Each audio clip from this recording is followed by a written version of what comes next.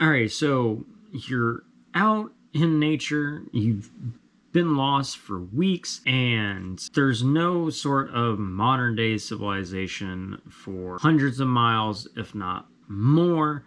And it doesn't take a rocket scientist to really know that you're not going to be able to have a whetstone or a knife sharpener of modern times just sitting out in nature, or at least you're very unlikely to find one. Knives are extremely helpful in survival situations and can help you with quite a bit compared to if you didn't have one. So that's why today I'm going to teach you guys how to sharpen knives properly, and then, also how to find a natural knife sharpener in Mother Nature. But before we get into this more, cue intro.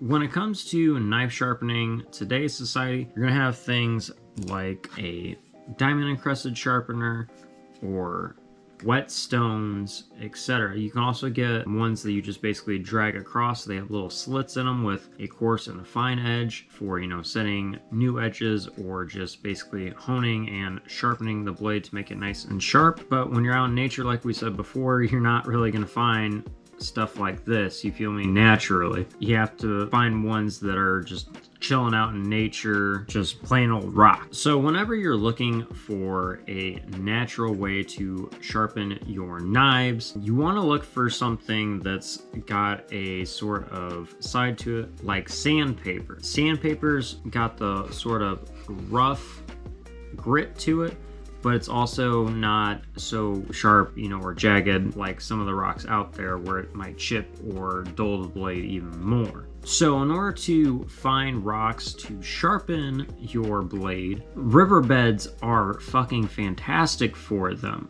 because they're a variety of stones and you're a lot more likely to find them than if you were just, searching around out in nature away from water sources, because you got to think water's been kind of honing the rock and shaping it to make it nice and flat, compared to if you're just finding it by the bottom of a mountainside, etc. You're more likely to find jagged rocks, kind of like these ones, you feel me? And mind you, these do have flat edges, but they're not really going to sharpen it. You're a lot more likely to find just like the stereotypical rocks that are just nice and jagged, kind of like the ones I actually have here in my pocket. So like this one's got quartz crystals in it, but it's not flat, so you can't really sharpen anything with it, you feel me? It's too rugged, so that wouldn't do. Then on the other hand, you definitely don't want to have rocks that are so smooth that they're not really going to be able to do anything. What good is it going to be for you to just run your knife back and forth on a smooth rock surface? It's not really going to do anything to tighten those fibers up. You kind of want to look for rocks that are like this one, that happen to have that sort of sandpaper look to them and all that, but aren't too rugged and are also decently sized and flat, because flat makes it easy for you to sharpen and a lot safer as well too, so you're not likely to cut yourself, because dull knives are more dangerous than sharp knives. Real quick, if you guys haven't already, hit that like button or smash the subscribe button. It really does help us out here and also helps us to get further up in the algorithm and let others know this information so they can survive out in the wilderness and or eventually thrive by themselves or with their family in any sort of survival situations. Not to mention, it gives a big fuck you to the system and proves to them we can do things on our own. With that being out of the way though, I appreciate you guys, and let's hop back on into the video to teach you guys how to sharpen that knife. Since we don't have the exact rock that we need, we're going to use the diamond encrusted sharpener, since it's a little bit more scaled down to size, at least in width essence, to a rock that you're likely to use, you feel me? Because I don't really think most of you guys are going to go out and find one big fucking rock to use for it, It's going to be pretty hard to find that, and not to mention it's also a pain in the ass to carry on, so you're better off finding rocks that are like this size, you feel me? Or Kind of like the one we had earlier, you feel me? Like this size and maybe a little bit wider. Whenever you guys find your rock, always make sure, you know, you can put it on a flat surface or make it easier so that way you're less likely to not harm yourself, because you want to avoid that at all costs, obviously, in survival situations where you don't have modern day medical equipment to seize up bandages, etc. Or, you know, you don't have the knowledge to do it with plants or Mother Nature around you. Basically, you always start off at a 90-degree angle to the flat surface, and the reason why you do that, it makes it so much easier to angle it correctly. Most blades you're going to end up doing it at like a 20 to 25 degree angle. So once you get that 90 degree, then, you know, I always cut it in half, so that's 45, and then a little bit more, that's 25. You can always kind of use your finger a little bit if you really are, you know, aware of your surroundings and everything like that, to kind of feel how the edges on the rock that you're going to be cutting with, or not cutting with, sharpening with, kind of make sure it's, you know, at the right level. But whenever you get to that 20 degrees, you just push forward, and you want to make sure to do it the whole width of the blade, and let the sharpener and the knife do the work for you. Don't push it too much, because then you're just, you know, exerting more force, really, which you don't really need to, because everything will work as it's supposed to.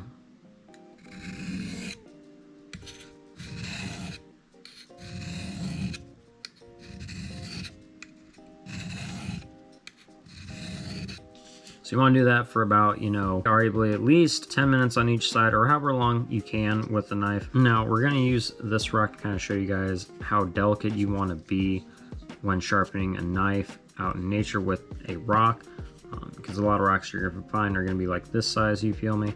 So again, make sure it's nice and flat. Keep your fingertips out of the way and all that, you know, and make sure you have that right angle.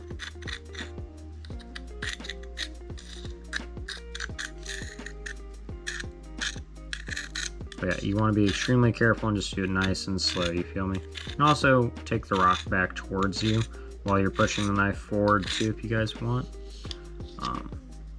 But it will help to make it a little bit sharper and, you know, do the job that you need. Now, mind you, rocks are not always going to get it exactly really razor sharp, but they can get it sharp enough to do the jobs that you guys need them to. It's really handy to have a knife on you that actually has an edge and isn't blunt, because tools are what make us stay at the top of the food chain in the animal kingdom. Just remember, again, riverbeds are fucking key, because they have a wide selection of rocks that are more likely to be flat and what you need. That's gonna be it for us though, my dudes. If you did enjoy, please don't forget to like, comment, share, and or subscribe. Really does help me out here a lot, and also helps to get this information out to even more people out there, in addition to helping them learn how to become more self-sustainable and efficient by themselves for survival situations, bushcrafting, camping, etc. All quality things, but like, it's really good to know these things in case of emergencies, or if you ever are in dire survival situations. But if you guys did make it to the end of this video, go and leave the word edge in the comment section down below to let me know that you made it to the end and you guys are part of the 100% club. And if you guys would like a more interactive experience, come join us live on stream every Monday, Wednesday, and Friday from 8:30 to 10:30 p.m. Central Time, whether it's on our main YouTube channel, our Twitch, Facebook, etc. Play things like Pokemon Unite on there, talk about survival topics like this, conspiracies with factual basis, you know, and expose the corruption of the US government and other governments of the world, in addition to, you know, having some dark humored memes being shared and, you know, having a good time. Always nice to have more people in there. Until next time though, my dudes, please don't forget to live long and prosper, take care in peace, keep it 1,000,000% real, and as always, remember, fuck the system. I will see you guys on the flip side. You!